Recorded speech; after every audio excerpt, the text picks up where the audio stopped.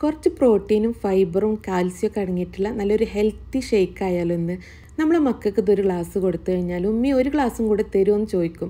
അത്ര ടേസ്റ്റിയാണ്, ഹെൽത്തിയാണ്. നമുക്ക് ഈ ഒരു ചൂട് സമയത്തും നോമ്പുറക്കുന്ന സമയത്തൊക്കെ നമ്മളെ വിശപ്പും ദാഹമൊക്കെ മാറാൻ വേണ്ടിയിട്ട് കുടിക്കാൻ പറ്റിയിട്ടുള്ള നല്ല ഹെൽത്തി ആയിട്ടുള്ള ഡ്രിങ്കാണ് കേട്ടോ. ഏത് പ്രായക്കാർക്കും ഇത് കുടിക്കുകയും ചെയ്യാം. അത്ര ടേസ്റ്റിയാണ്, ഹെൽത്തിയാണ്. അപ്പോൾ നമുക്കിത് എങ്ങനെ ഉണ്ടാക്കിയെടുക്കുന്നതെന്ന് നോക്കാം. നമ്മൾ ഈ ഒരു ഡ്രിങ്ക് ഉണ്ടാക്കിയെടുക്കുന്നത് ഇതാ നേന്ത്രപ്പഴം വെച്ചിട്ടാണ്.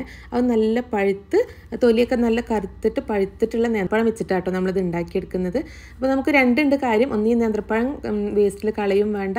ഇത് വെച്ചിട്ട് നമുക്ക് ഹെൽത്തി ആയിട്ട് തന്നെ നമുക്കൊരു ഡ്രിങ്ക് ഉണ്ടാക്കിയെടുക്കുകയും ചെയ്യാം. അപ്പോൾ ഞാൻ ഒരു നേന്ത്രപ്പഴമായിട്ട് എടുത്തിട്ടുള്ളത്. നേന്ത്രപ്പഴത്തിൻ്റെ തൊലി കളഞ്ഞിട്ട് ഇതുപോലെ ചെറിയ പീസായിട്ട് മിക്സിയുടെ ജാറിലേക്ക് ഇട്ട് കൊടുക്കുകയാണ്.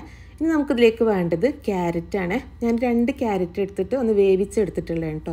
വേവിച്ചിട്ട് ഫ്രിഡ്ജിൽ വെച്ചിട്ട് നന്നായി തണുപ്പിച്ചെടുത്തിട്ടുണ്ട്. അപ്പോൾ അതാണ് ചേർത്ത് കൊടുക്കുന്നത്. ഏകദേശം 1 കപ്പുണ്ട്. നമ്മൾ ഈ ഒരു സമയത്തൊക്കെ കുറച്ച് ക്യാരറ്റ് വേവിച്ചിട്ട് ഫ്രിഡ്ജിൽ വെക്കുകയാണെന്നുണ്ടെങ്കിൽ നമുക്ക് വേണ്ട സമയത്തൊക്കെ ക്യാരറ്റ് വെച്ചിട്ട് നല്ല ഒരുപാട് ജ്യൂസുകൾ ഉണ്ടാക്കിയെടുക്കാം കേട്ടോ.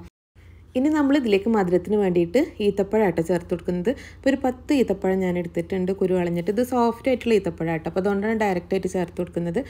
കുറച്ച് ഹാർഡായിട്ടുള്ള ഈത്തപ്പഴമാണെങ്കിൽ നമ്മൾ കുറച്ച് സമയം ചൂടുവെള്ളത്തിലൊന്ന് സോക്ക് ചെയ്ത് വെക്കണം കേട്ടോ. അപ്പോൾ ഈത്തപ്പഴം ഇട്ട് കൊടുത്തിട്ടുണ്ട്. ഇനി നമ്മൾ ഇതിലേക്ക് ചേർത്ത് കൊടുക്കുന്നത് പീനട്ട് ബട്ടറാണ്. ഒരു 2 ടേബിൾ സ്പൂൺ പീനട്ട് ബട്ടറായിട്ട് ചേർത്ത് കൊടുക്കുന്നത്.